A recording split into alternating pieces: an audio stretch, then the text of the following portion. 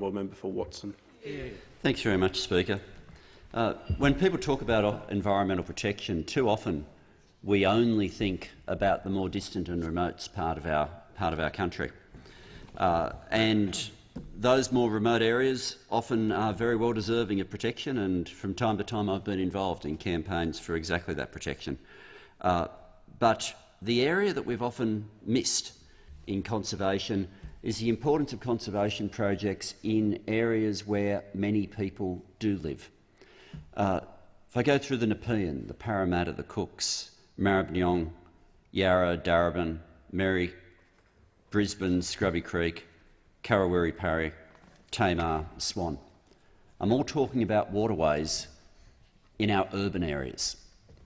These are waterways which, to varying extents, historically have been treated with environmental disdain almost. Industry, heavy industry, when it first arrived in Australia, found its way lining the creeks for the very simple reason that all the waste products could be deposited immediately there. Heavy metals still lie at the bottom of a number of these waterways. And since that time, we've now managed to match what's at the bottom with plastics at the top. And our waterways in our urban areas have become one of the great environmental challenges that we are yet, in a comprehensive way, to say we need to fix that. And the need to fix it is incredibly important. If you think about both the nutrients and chemicals and the heavy metals that are at the bottom of some of those waterways, and you think of the plastics that go at the top, it's a direct pathway from when those plastics are first littered from the gutter to the drain to the river to the ocean, and to each piece of marine life and seabird on the way through. The environmental protection of the remote areas is contingent on us looking after the areas where a whole lot of people live, but that's not the only reason. The most degraded of the urban rivers are always in the poorest and most working-class areas.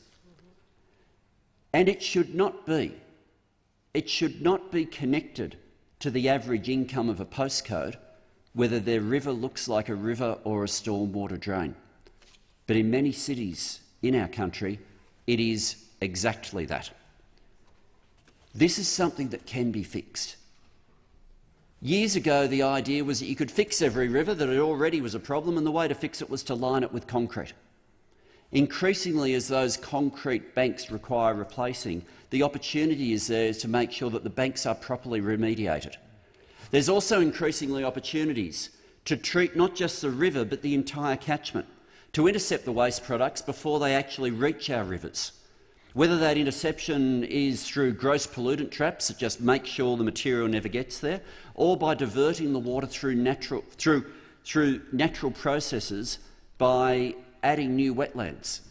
When new wetlands are added, it's the ultimate example of build it and they will come.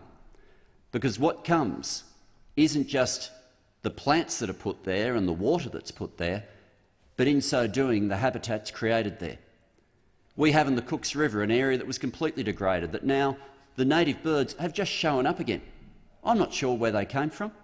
The pelicans are there along the river again now. It is still too degraded. But we need to see that this can be fixed.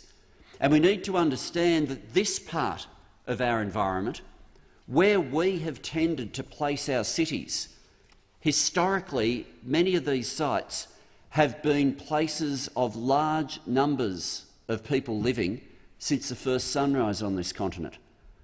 There are stories that live on these rivers that, if we allow them to continue to be degraded, will have nowhere to go.